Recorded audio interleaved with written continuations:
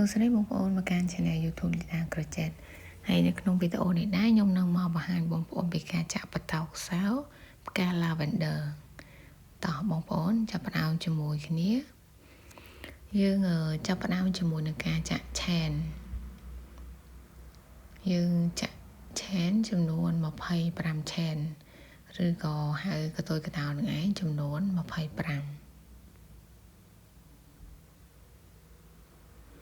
យើងចាក់កតុយកតោបែបនេះរហូតដល់គ្រប់25មក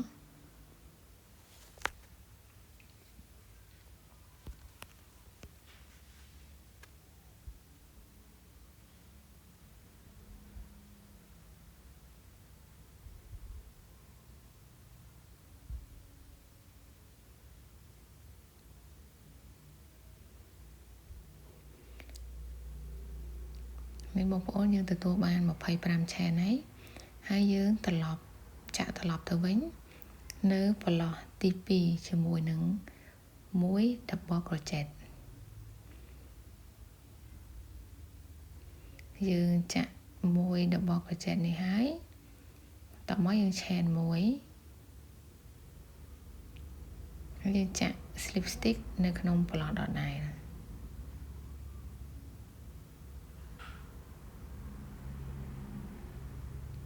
តមកយើង slip stitch នៅក្នុងប្រឡោះបន្ទាប់មួយទៀត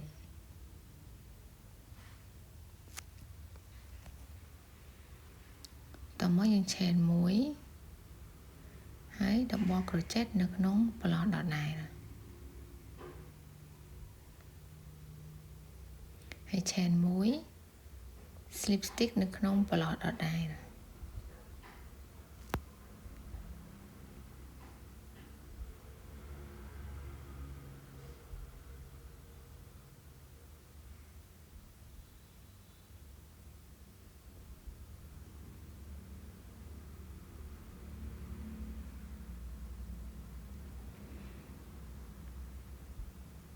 គឺយើងធ្វើបែបនេះរហូតដល់អស់ប្រឡោះទៅដល់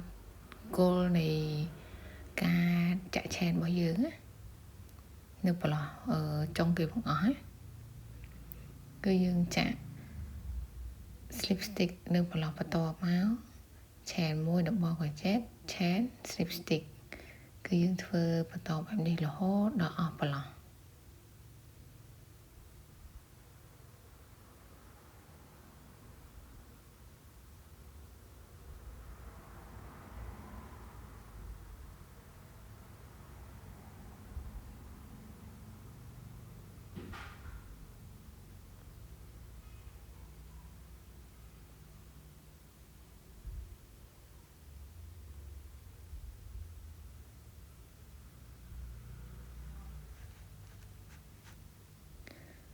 បើបងប្អូនមើលអត់ទាន់ទេបងប្អូនអាចមើលវីដេអូនេះម្ដងហើយម្ដងទៀតបានគឺយើងចាក់ដដែលរហូតដល់អស់គឺចាក់ slip stitch នៅប្រឡោះបន្ទាប់ chain double crochet chain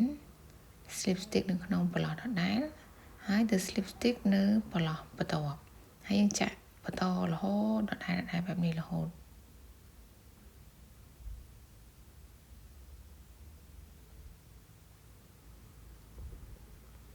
ហើយបងប្អូនអាចមើលវីដេអូនេះបានណាយើងចាក់ជាមួយគ្នាទៅដល់នឹងចុងតែនេះបងប្អូនយើងមកដល់ប្រឡោះនេះចុងឆែនរបស់យើងហើយ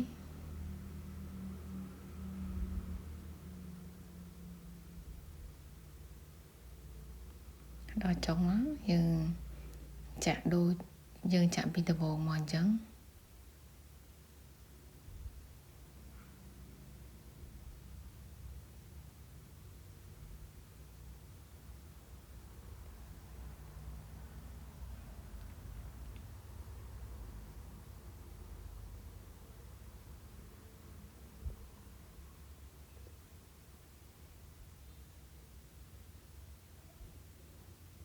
នេះយើងចាក់ឲ្យបងប្អូនហើយយើងកាត់ខ្សែវាមកកាត់បោះទៅ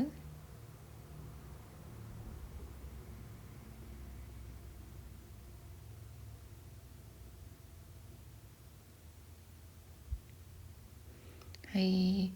យើងចាក់ផ្កានេះចំនួន2បងប្អូន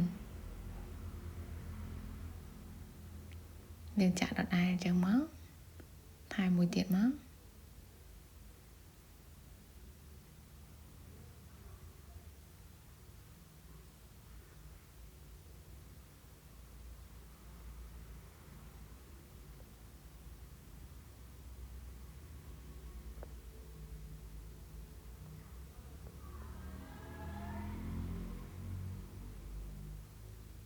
ចានេះបងប្អូនបន្តមកគឺយើង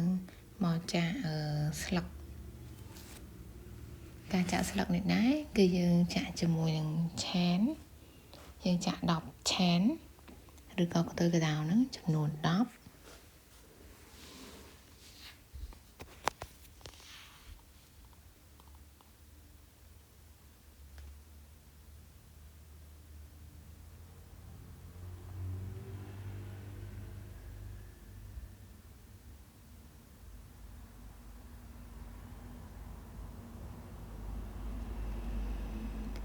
នេះបងប្អូនយើងបានកន្ទុយកដៅ10ហើយបន្តមកយើងចាក់ត្រឡប់ទៅវិញ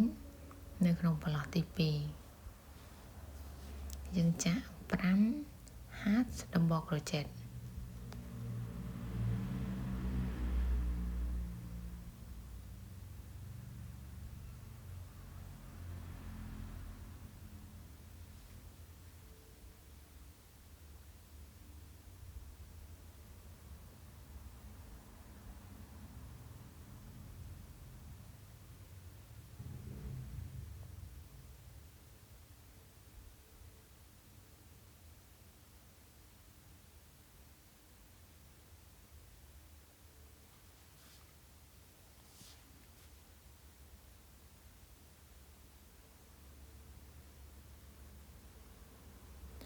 បន្ទាប់ពីយើងចាក់គ្រប់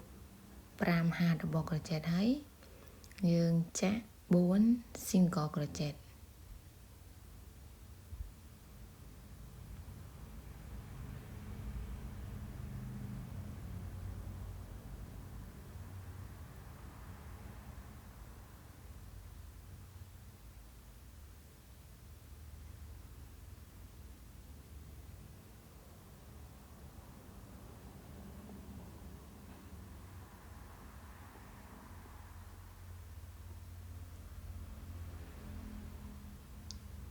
បន្ទាប់មកយើងឆែន2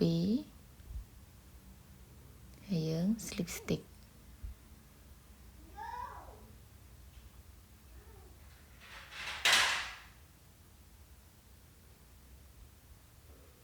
បន្ទាប់មកយើងចាក់ត្រឡប់ទៅវិញគឺយើងចាក់ត្រឡប់4 single crochet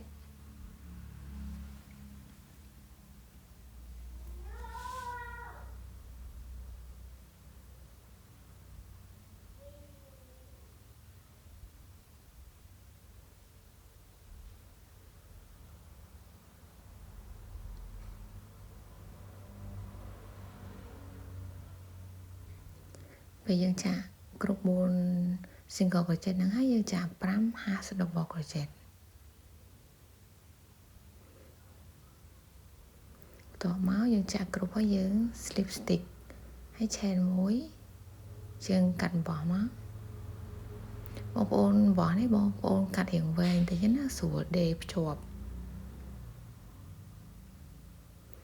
តោះបងប្អូនអានេះស្លឹកនេះក៏យើងចាក់ចំនួន2ដែរតោះមកយើងចាប់ផ្ដើមភ្ជាប់ផ្កា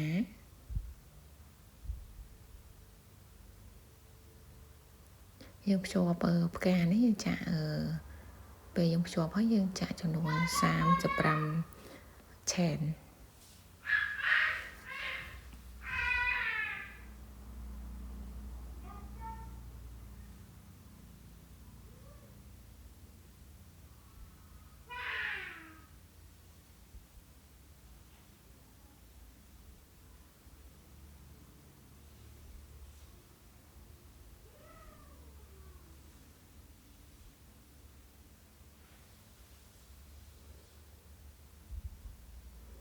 នេះបងប្អូនគ្រប់35 chain ហើយយើងភ្ជាប់ជាមួយនឹងផ្កាមួយទៀត